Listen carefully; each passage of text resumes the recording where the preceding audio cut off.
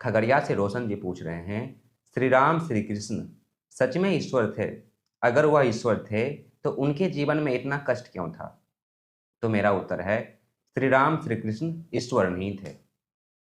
उन्हें समझने के लिए आपको 3 शब्दों को समझना पड़ेगा।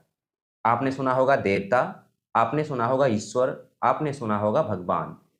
इन तीनों शब्दों को समझते हैं। ये तीनों शब्द अपने आप में अलग-अलग हैं। सबसे पहले शब्द है देवता। देवता किसे कहते हैं? देने वालों को देवता कहते हैं।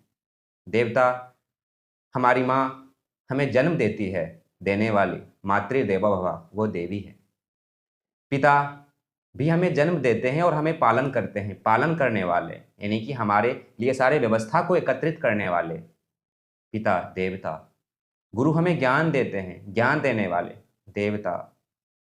आप देखते हैं कि सूर्य हमें ऊर्जा दे रहे हैं, वो सूर्य देव। चंद्रमा हमें शीतलता दे रही है, वो भी हमारे लिए देवता हो गया। तो देने वाले देवता हो गए। उसके बाद है एक भगवान शब्द। भग का मतलब होता है जो ऐश्वर्यशाली है। ऐश्वर्य का क्या मतलब है? जिसके पास धन बल हो, यानी कि दरिद्र आदमी कभी भगवान नहीं बन सकता। जिनके पास धन बल हो, जिनके पास जनबल हो और जिनके पास चारित्रिक बल हो और वह समाज के लिए बहुत बड़ा योगदान दे चुके हैं पूर्व में, वो भगवान कहलाते हैं। उसके बाद है ईश्वर। ईश्वर उसे कहते हैं जो सर्वरक्षक, सर्वनियंता और सर्वकालिक हैं और उनके सत्ता को सभी जगह स्वीकारा जा रहा है किसी न किसी रूप में, वो ईश्वर कहलाते हैं। ईश्वर एक देशिक नहीं होते।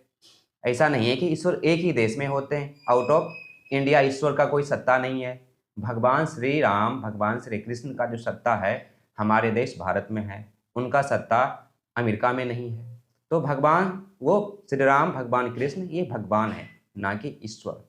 और ये पूजनीय इसलिए हैं कि हमारे पूर्वज हैं, इन्होंने अपने चारित्र को इतने दिव्यता से जिया है कि हमारे लिए एक आदर्श बन के उपस्थित हुए और हम उनके मार्ग पे चल लें, यही हमारे लिए जीवन का धन्य दान हो जाएगा। ईश्वर तो एक ही हैं, उनका परम नाम ओम है।